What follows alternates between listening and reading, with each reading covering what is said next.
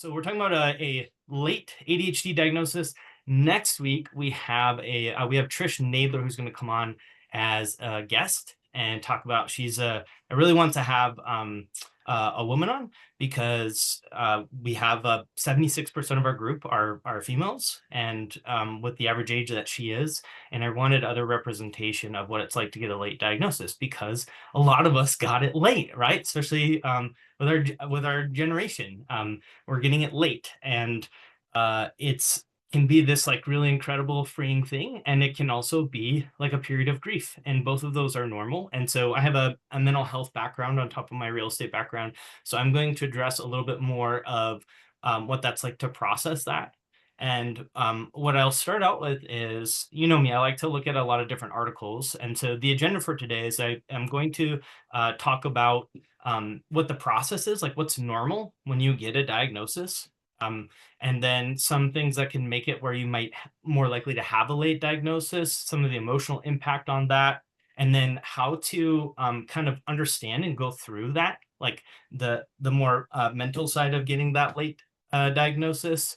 And then also, and I'll just spoiler alert, once you get through and process a late diagnosis, you get to this place of acceptance and things get so much easier. So if you are more early in getting your diagnosis for ADHD and it feels hard right now, or you're in a period of grief, I want you to know that once you get the diagnosis, that's when it's the hardest for some people because you're going through that. But once you get to that place of acceptance after the steps that I talked to you about, it gets so much better. It's so much better and happy. And there's like, I don't know, there's just like so many good things. And you start to understand your brain, and just life gets so much better and easier. And it is important to kind of go through the process, right? Especially as getting a late diagnosis. And so, for late, right, getting a late diagnosis is more common for adults. It's much more common for women. In fact, a lot of times women, if they get a diagnosis, they get it when their kid gets a diagnosis or like premenopausal, right? So the hormones start to turn the volume up on the traits, the ADHD traits, where they're easier to spot. And so a lot of us have masked. I mean, there's a lot of men that get a late ADHD diagnosis as well. And so one of the first things that can happen is denial, right? Where we hear about ADHD, we kind of have a stigma because there's not as much accurate information out there. And so we hear about it, we think, oh, maybe that's not us, or we think it's just like a focus thing. And oh, if I make myself, I can do it. We don't understand, the iceberg of all the other things that can encompass. And so what I'm going to do here, I just found this great graphic. I'm going to do a screen share real quick on this. So this is like the ADHD iceberg, right? So we think it's trouble focusing and fidgeting, but there's sensory processing. We can have anxiety, all or nothing thinking, trouble with time, right? Issues with sleep and melatonin, depression, like following conversations, forgetting to eat or drink water, or that we're like cold or hot and not even picking up on that, paralyzed with choices, difficulty switching from tasks or transitions or change, right? Or seasons, losing items, impulse control, forgetting stuff. Oh my gosh, I'm going to do a reel on the ADHD tax, but tell me if you've done anything like this. So I went to the grocery store and I got $100 cash back because I was going to pick something up on Facebook Marketplace. And then I just walked away and I didn't grab the $100. And then I realized an hour later and I called and it was gone. So that is what we call the ADHD tax, right? We have these great gifts, but sometimes our working memory can be impaired or we forget stuff in the moment, like $100 cash. So if you were at Ingalls on Tunnel Road in Asheville, North Carolina, you have my $100, let me know.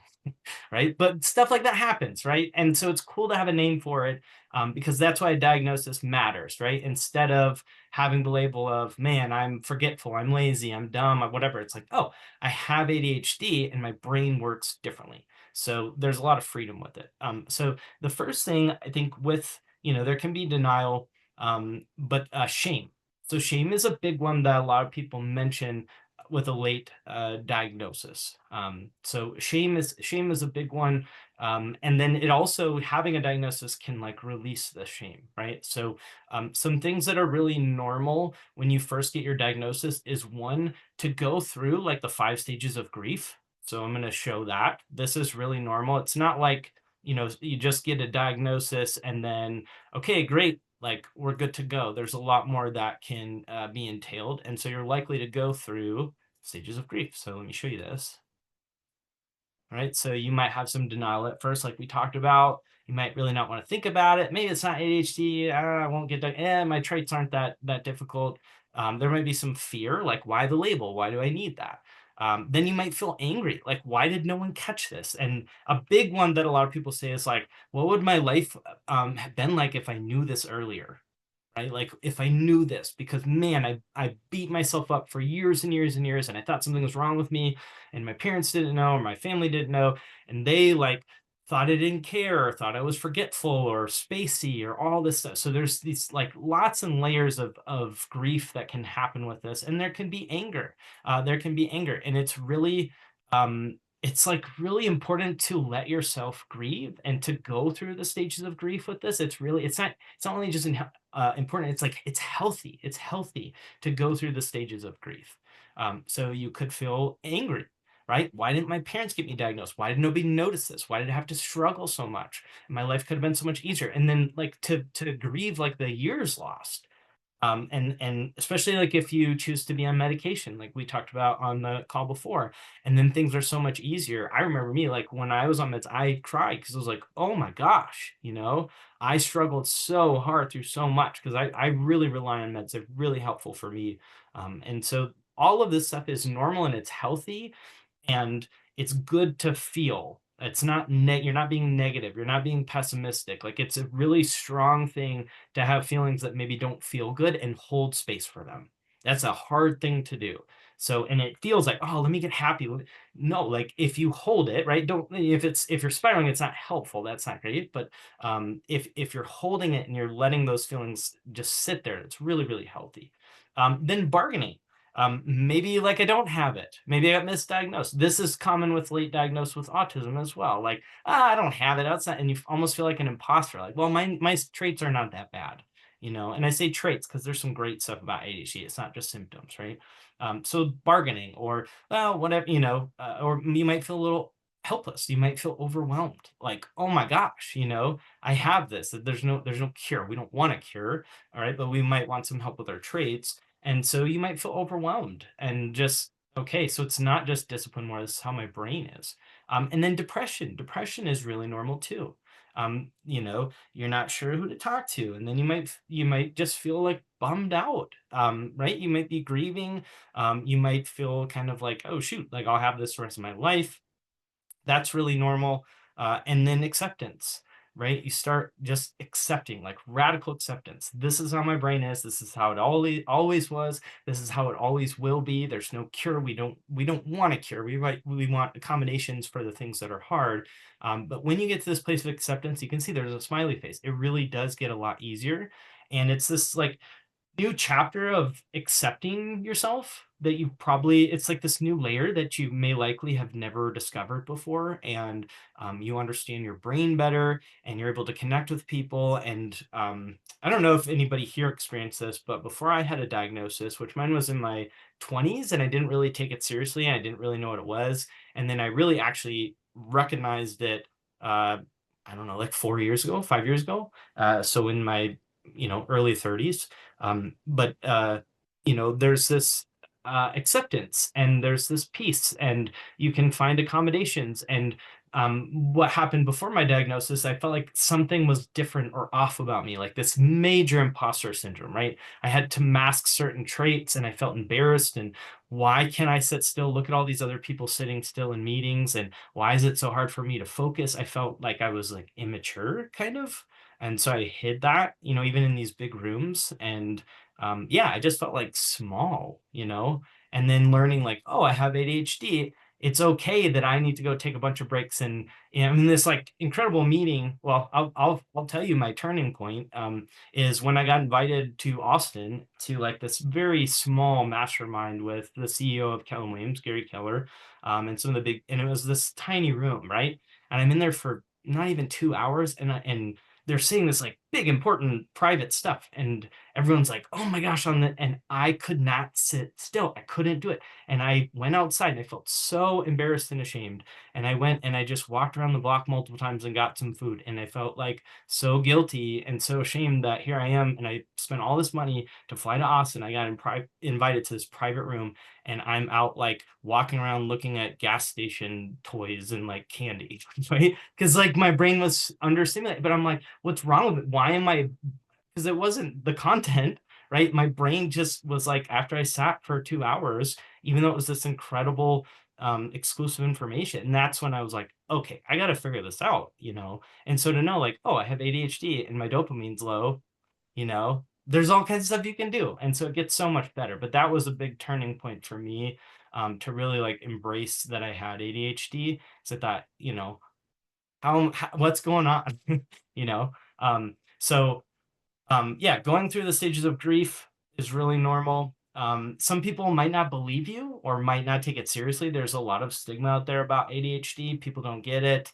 They think you just try harder, you just focus. It's like, you got ADHD. They don't get what it is, right? People don't understand all of what ADHD encompasses, right? So if you've experienced this, back to this iceberg graphic here, if you've experienced this stuff, it's easy to think that, like, well, I'm just financial problems. Maybe I'm not responsible with money, or I just have anxiety, or I have trouble sleeping, or I have this fear of rejection. I need to just get over it. So that's the other thing when you're working with a coach or you're coaching yourself. If you have rejection sensitivity dysphoria, it's really validating to hear that. And it's not just this fear of rejection like everybody has. Literally creates emotional pain in your brain that shows up on brain scans at the perceived fear of rejection, because our brain is wired differently, right? So having names for all of these things are so important and validating, because it's not that you're too sensitive, right? It's not you just got to push yourself or force yourself. There might be something that you're experiencing that's way more severe than someone else, but on the outside, you're so good at masking it because we don't have a point of reference, right? If somebody says, and I would say this, somebody says like life's hard, and then life is hard, you think, well, life's hard, but we don't know our hard is 10 times harder than their hard. We just know life's hard. And so we don't think to say, hey, something's wrong here, something's missing. And so this can be this huge sense of relief and validation that like, I'm not broken, I'm not lazy, I'm not like selfish or forgetting stuff or too sensitive or too impulsive. It's like, oh, my brain's wired to go hunt lions and do all these cool things and not sit in front of a computer. Regulating emotions. This is another one. And it's good for us to know, right? So if we have trouble regulating emotions, which is common with ADHD, and something brings up a lot of emotion in us, it's helpful for us to say, oh, I know that my emotion regulation, and I have this, I have some extra layers with that. And so instead of just reacting right away, because I know I have some impulse stuff going on, I'm going to go sit with it for 10 minutes and regulate and then talk to my partner. Right. So some of this can be, once you get your diagnosis and once you really dig into it and accept it, it can actually improve relationships significantly. The amount of clients that I've worked with in mental health and in coaching now, over 10,000 one-on-one calls right over the last 8 years. The relationships almost always get better once someone gets a diagnosis. And that goes for ADHD and autism, because the partner is not taking it personally anymore. They don't think it's just, oh, you forgot our anniversary because you don't care, right? It's like, oh, your brain has some memory stuff and you got super overwhelmed and it hurts my feelings, but I'm not taking it personally in the same way, right? Or you have trouble talking to me because I talked really methodical and slow, right? Your partner might understand that. And so now you have a fidget toy, now you can pay attention. So accommodations are a great thing. A label is a great thing for those reasons. Then when we're processing a diagnosis, so there's shame, right? And kind of unmasking. So another thing that's really normal is once you get a diagnosis, has anybody had it where it starts to feel like worse? Like you feel like your ADHD is getting worse once you get a diagnosis? There's some people who have reported that. So what happens is it's not progressive. It's you're actually noticing and paying attention. So you're going to notice the traits on a higher level, and then you might notice it here and here and here. It's like, oh my gosh, it's getting worse. That feeling will lessen once you start to recognize it. So that's really normal to feel like it's getting worse. Another thing is the thing that will change is a story about how we see ourselves. So you've probably had a story about, everybody's got a story of how you see yourself, who you are, all of those things. And then all of a sudden, that story of who you are, because we've all got one, changes. Like it just changes how you see yourself, how you present yourself, why you do certain things. And so with neurodivergence, a lot of times we don't like change, even if it's good change. And so you might change the way you see yourself and the story about yourself. And now you're a person who has ADHD. And you might think about that label a lot, or you might not think about it much at all after you get to a place of acceptance. It just depends. But changing how you see yourself and like unpacking that shame can be really, really helpful. Um, and then let's see. And we also might start comparing ourselves. You might look at a partner, or have you ever done that? Does anybody go on social media and compare yourself to other realtors or other people posting? I know we've all done it at least once, right? So sometimes with ADHD, we can compare ourselves now that we know we have ADHD in our grieving process. And it's like we look at people who don't have it. It's like, man, it's so easy for them. And we start to recognize how things are difficult for us. Like there's more of awareness, is like, man, that looks so easy for them. How can they just go do that task in 2 hours? I used to think that with my past girlfriend, who was just she'd want to like clean the house and organize a room, and she would just go do it and be done by like 10 a.m. And I'm like, oh my gosh, how do you just do that? Like the decision paralysis, I take everything out, I lose motivation, then I'm trying to scroll on my phone to get more dopamine, right? And then I get stuck because I find something else in there, that another project I need to do, and it takes me all weekend to do what would take her 2 hours. And so we can compare ourselves, and this like, man, why is that so easy for them? Especially if you see on social media.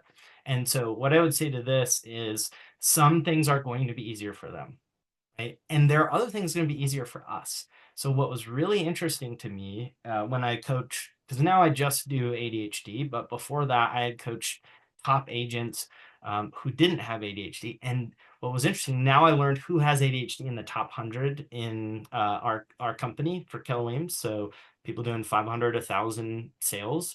And looking back, now that I know who has ADHD, there's so many non-ADHD agents that were comparing themselves to the people in the top who had ADHD and wondering why they couldn't just keep going, and why they didn't have like that go, go, go, go, go that they had, and why, and oh, their ideas are so creative. So I think what a lot of times we don't realize is we also can have this internal motor that doesn't stop, or we might not need scripts the way that somebody else needs them because of ADHD. We can be more creative, better under pressure, right? Less like we can be more intuitive. We can pick up on stuff. We can build rapport. Our conversion rates are double non-ADHD agents. So while you're comparing yourself to somebody else, there might be somebody comparing themselves to you that doesn't have ADHD. It's really, really interesting. That kind of blew me away when I was coaching. And then we have this hustle culture, right? And then all this like rhetoric about achievement, and you got to be consistent and do the same thing every single day. And so there can be this freedom when you learn how your brain works, that what consistency looks like for you is going to be very different than a non-ADHD person. So it's this permission to, as I say, you don't have to be consistent every day, just be consistent with your goals for the week.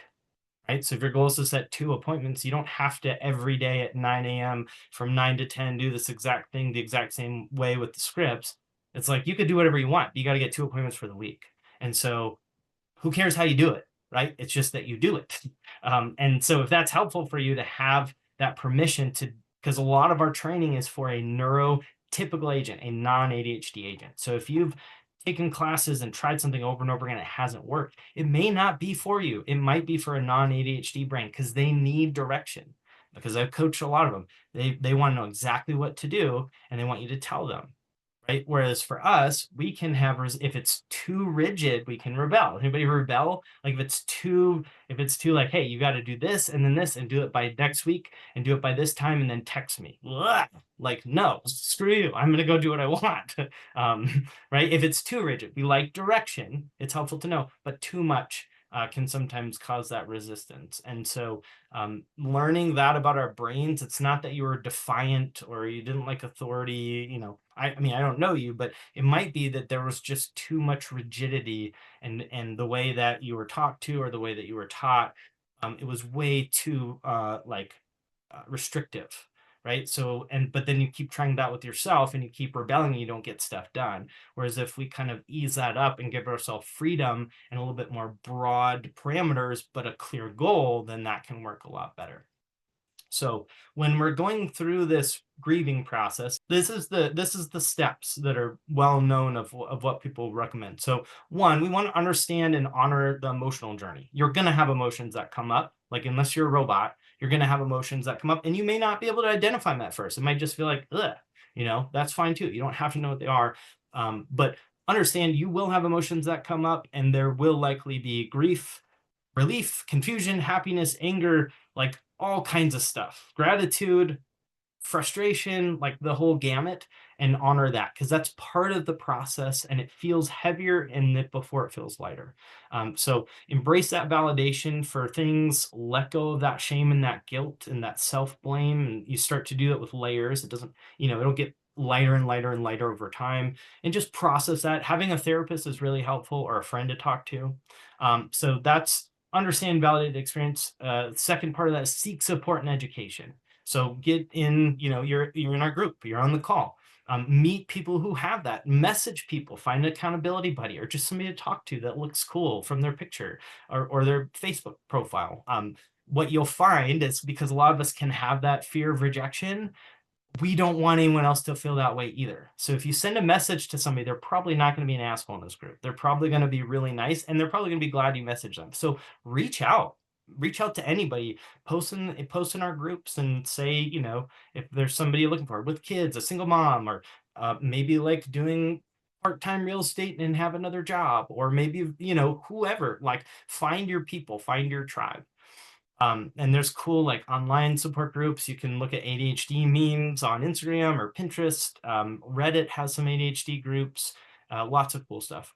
So share your diagnosis if you feel comfortable with your family, with your friends, with people around you, and teach them about it. We do a lot of times need to educate, especially to older generations, or most generations around our age. Like we need to educate because a lot of people think it's just a focus thing. They don't understand, and they only have their own point of reference, right? So everyone sometimes has trouble focusing, gets bored, forgets stuff, has emotion regulation stuff, but ours is persistent and severe, right? Whereas theirs is like, oh, they just try harder and then it works. So unless someone really understands ADHD, they can only diagnose what they've experienced, and they think, well, you need to try harder. Well, get a planner, well, get ready sooner next time, instead of like, no, I have time blindness where my brain doesn't gauge time, and studies show that it doesn't gauge time the same way. So inform the people around you and teach them, and be patient. They're not going to get it right away, but the more that you're consistent with your boundaries and sharing, the more they'll get it. So yeah, talk to your doctor. And then coping strategies. Prioritize like regular exercise, a balanced diet, sufficient sleep. Like those are all really helpful. Getting exercise is big for an ADHD brain. It engages our frontal lobe, and it can even like turn the volume down on our traits that we don't want throughout the entire day. Just 15-20 minutes of movement in the morning. It's pretty crazy. Therapy is really helpful to process the grief. A therapist is great, especially if you need to process any anger, frustration, grief. All that stuff is really healthy. And then manage your environment. If people are not affirming of your diagnosis, or they make you feel bad, or they act like it's some excuse, or they talk down to you, all that stuff, maybe limit your time with them. And if you can't limit your time, if they live in your house, maybe reset some boundaries. But people will treat you the way you teach them it's okay to treat you. And so you might have to set some new boundaries, and they might push them a little bit until they learn that you're not going to budge in a respectful way, and then it's going to be better. People don't have to like your boundaries.